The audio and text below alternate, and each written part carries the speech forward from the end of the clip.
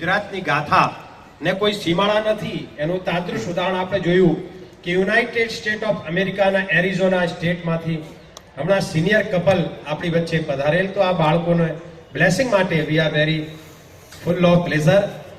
અને ગતિશીલ ગુજરાતની આપણ નિશાની છે કે સીમાડાઓને પણ એની સુયશ ગાથા ઓળંગી ગઈ છે. અને આ બાળકોને સાંભળવા અહીંયા જે જનમેદની છે તેનું તાદૃશ ઉદાહરણ છે. Once again we are full of joy to welcome our guests. Next, Amisha Amitbhai Indrekar. એની પહેલા આપણને પૂજા અને અનસુયા જેવી બે કન્યાઓએ ભારત દર્શન કરાવ્યા અને એ લોકો બોલ્યા કે વિવિધતા મેં એકતા એ ભારત કી વિશેષતા. વળી પાછું આ જ વિષય લઈને આપણને ભારતના બીજા ખૂણાઓમાં બીજી રીતે દર્શન કરાવવા આવી રહી છે બાળા અમીષા અમિતભાઈ. જોઈએ ભારત વિશે એના વિચારો શું છે, કેવી ઝાંકી કરાવે છે. સાંભળીએ અમીષાને. અહીં ઉપસ્થિત સૌ ગુરુજનોને મારા વતી વંદન. આજનો મારો વિષય છે એક ભારતની વિવિધતામાં એકતા. મન નિર્ભયને મસ્ત ઉન્નત, મન નિર્ભયને મસ્ત ઉન્નત, જ્ઞાન સદા જા મુક્ત વહે, વિશ્વ જહીના ખંડિત બનતું, ભેદ ભાવના બંધ વડે. હિરજીભાઈની ઉપરોક્ત પંક્તિઓએ આ દેશ માટે છે જેને વિશ્વ સોને કી ચિડિયા કહેતું હતું, જેને વિશ્વ આજે પણ વિદ્યા અને સંસ્કૃતિનો દેશ કહે છે. હા, આ દેશનું નામ ભારત છે, મારું ભારત.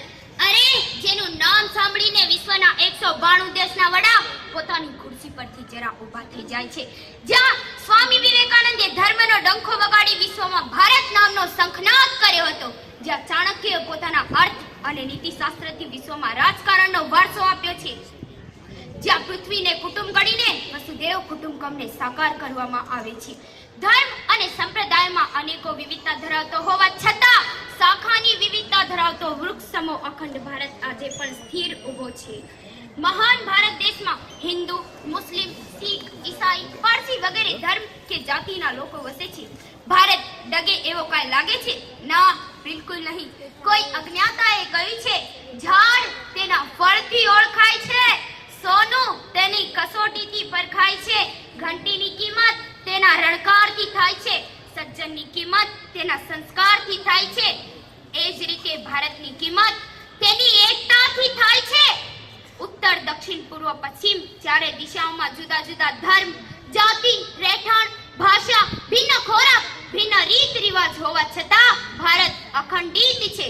ઈદ જેવા તહેવાર પર ઝૂમતો હિન્દુ પણ ત્યાં નજરે પડે છે. દિવાળીની મોજમાં ફટાકડા ફોડી દીપ પ્રગટાય કરતો મુસ્લિમ પણ અહીં નજરે પડે છે. ક્રિસમસની ઉજવણી હોય કે હોળીનો રંગ ઉત્સવ કે પતેતીની મહોત્સવમાં સૌ એ રીતે તહેવારો ઉજવે કે ભારત જાણે એક પરિવાર છે. અહીં હિન્દુઓની આરતી, મુસ્લિમોની નમાજ, શીખોની ગુરુ ગ્રંથિ સાહેબની પ્રાર્થના અને ચર્ચના પ્રેયરનો અવાજ જાણે સુંદર કલરવ કરતા એક માળાના પંખીઓનું ટોળું લાગે છે. કોઈ અંગ્રેજી લેખકે કહ્યું છે, લાયકાત હોયને પ્રશંસા કરવી, લાયકાત હોયને પ્રશંસા કરવી. જો આવા ગુલાબને ફૂલવાનું શું મન થાય છે ને. આ મારા માનનીય લેખક આજે મારી વાતને સાચો સાચી ઠેરવે છે ને.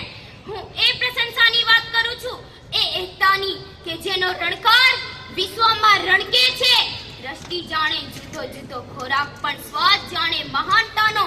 આવા દિવ્ય સમાજ જીવને નમન કરવાનું મન થાય. આઝાદી સમયે પડેલા 562 દેશી રજવાડાઓને એકત્ર કરી અખંડ બનાવનાર મહાન વિભૂતિ શ્રી સરદાર પટેલને તો કરોડો નમન પણ ઓછા પડે, છતાંય ભારત આજે અખંડિત છે. એ વાત માટે હું જરા નિશબ્દ થઈ જાઉં છું. અખંડ ભારતના પ્રેરણાતા સમી કેટલીક આત્માઓને કેમ ભૂલી શકાશે? જન સેવાના પ્રતીક રવિશંકર મહારાજ, મારા વહાલા હિન્દુ ચાચા, સૌના પ્યારા નહેરુજી, મહાત્મા ગાંધીજી અને હજારા ક્રાંતિવીરોએ આ દેશનો પાયો ઘડ્યો છે. અને શ્રી નરેન્દ્રભાઈ મોદીએ વધુ સક્ષમ અને મજબૂત બનાવ્યું છે. ચાણક્ય વાણી કહે છે, માતા ચ કમલા દેવી, માતા ચ કમલા દેવી, પિતા દેવો જનાર્દન, બાંધવા માતૃભાવ સ્વદેશો ભૂનેત્રયમ. અર્થાત જે દેશમાં સરસ્વતીને માતાનો દરજ્જો અપાય છે અને વિષ્ણુ મનાય છે, જ્યાં બંધુજનો આજ્ઞાકીત, શાંતિમય અને પ્રેમી છે, તે દેશમાં ત્રણેય ભવનું સુખ સમાયેલું છે. હા, ભારત છે એ દેશ જેમાં વર્ણ, જાતિ કે ભાષાના ભેદભાવ નથી, ગરીબ કે અમીરના અધિકારમાં તફાવત નથી, કોઈ ધર્મ પ્રત્યે પક્ષપાત નથી, સૌ માટે સમાન ન્યાય વ્યવસ્થા છે. અહીં બંધારણની 45 કલમ સૌને સાર્વત્રિક શિક્ષણનો અધિકાર આપે છે. સ્ત્રી પુરુષ સમાનતા છે. એ જ છે ભારતની વિવિધતામાં એકતા, જે જવલ્લે જ વિશ્વના કોઈ દેશમાં જોવા મળશે. એટલે જ કહું છું, મારું ભારત, મારું અખંડ ભારત.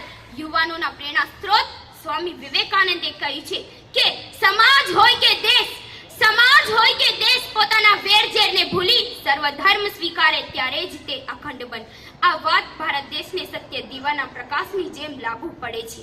રાજા રામ મોહન રાય અને સ્વામી રામતીર્થ જેવા સુધારકોએ આ દેશનો પાયો ગળ્યો અને મહાત્મા ગાંધીજી, સરદાર વલ્લભભાઈ પટેલ જેવા વિભૂતિઓએ આ દેશને સિંચેલ અને ડોક્ટર કલામ અને શ્રી નરેન્દ્રભાઈ મોદીએ વિકસાવેલ આ દેશ, જેમાં લેખકો, કવિઓ અને વિદ્વાનોએ શણગાર કર્યો છે. ટૂંક સમય પહેલા ભારતના શ્રી સિદ્ધાર્થ પ્રકાશ અને પાકિસ્તાનની બાળા મલાલાને વિશ્વ શાંતિ અને સ્ત્રી શિક્ષણ માટે પુરસ્કાર અર્પણ કરાયા. હું તેમને સમગ્ર ભારત અને પાકિસ્તાન દેશ વતી વંદન અને અભિનંદન પાઠવું છું.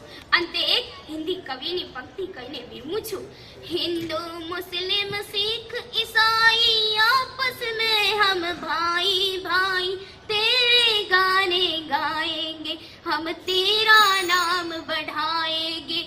तू है राम रहीम हमारी, जय जय भारत माता प्यारी, जय जय भारत माता प्यारी, जय जय भारत माता प्यारी.